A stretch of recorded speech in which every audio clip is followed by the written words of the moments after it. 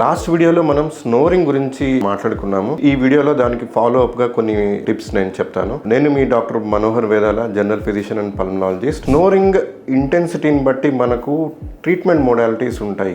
Mild severity ఉన్న వాళ్ళకి they should focus more on the weight reduction part. మార్కెట్లో చాలా రకాలు పొజిషనింగ్ డివైజెస్ అంటాము, నోస్ ఓపెనింగ్ డివైజెస్ అంటాము. వీటన్నిటిని ఒక సైంటిఫిక్ స్టడీ ఎవిడెన్స్ బేస్ మీద లేవు. These are all based on individual anecdotal things. Somebody helps, somebody doesn't get benefit out of it. Finally, machine to open up the entire airway. This is gold standard. దీనికి world wide గ్లోబల్గా published evidence ఉంది. Severe snoring becomes no snoring or light snoring only with a machine.